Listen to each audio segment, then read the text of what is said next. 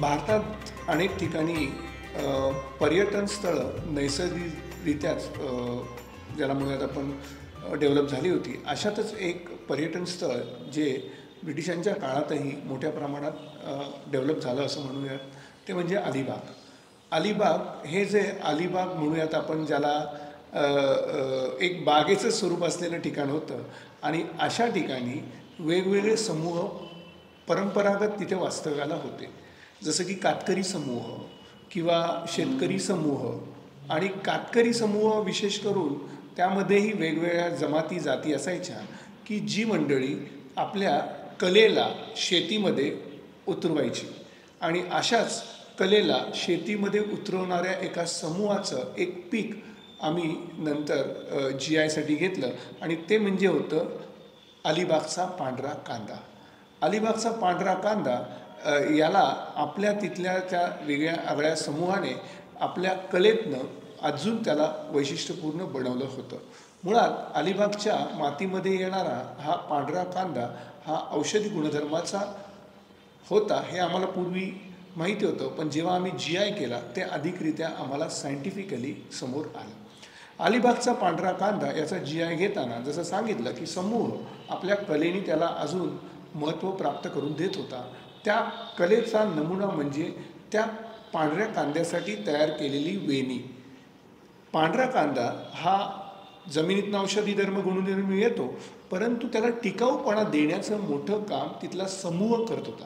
वेणी म्हणजे काय? आपल्याला वेणी म्हणजे सर्वसाधारणतः माहीत असेल की केसाची वेणी घातली जाते. अशाच प्रकारची वेणी तिथला समूह हा परंपरेगत त्या पांढऱ्या कांद्याच्या बाबतीत करत होता. तो अशा प्रकाराने त्याला गुंतवत होता आणि ती वेणी तयार झाली की तो असा उलटा लटकून ठेवायचा, म्हणजे तो दीर्घकाळ टिकून राहील. तर पांढऱ्या कांद्याचा टिकाऊपणा, पांढऱ्या कांद्याचं वैशिष्ट्य म्हणजे दुसरं त्याचा औषधी गुणधर्म, या घटकांना धरून आम्ही GI घ्यायची सुरुवात केली आणि नुकताच आत्ता काही महिन्यापूर्वी पांढऱ्या कांद्याला GI मिळाला. पांढऱ्या कांद्याला GI मिळाल्याची बातमी प्रसिद्ध होती न होती लगेच कलकत्त्याच्या काही मॉल्समधनं या पांढऱ्या कांद्यासाठीच्या मागणी ज्याला म्हणूयात आपण ती वाढली आणि हा जो पांढरा कांदा केवळ बऱ्या प्रमाणात मुंबई किंवा सभाबंदमध्ये म्हणूयात आपण तो उपलब्ध होता, तो आता नंतर परराज्यात सुद्धा जाऊ लागला आणि अधिक चांगल्या प्रमाणात तो विक्री होऊ लागला.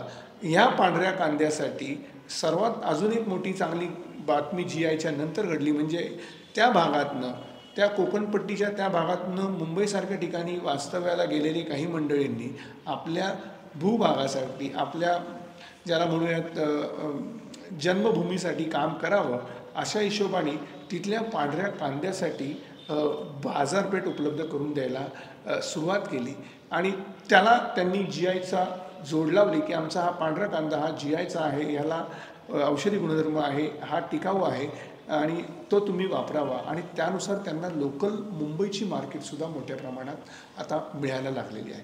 काही मंडळींनी या औषधी गुणधर्मांना कायमस्वरूपी कसं टिकवता येईल या दृष्टीने विचार करून त्याला सायंटिफिक बनवूयात आपण, शास्त्रीय घटकाच्या आधारावर त्या पांढऱ्या कांद्याची पावडर तयार करता येईल का, जेणेकरून खाद्यपदार्थ बनवताना ती पावडर डायरेक्ट पदार्थांमध्ये वापर करता येईल.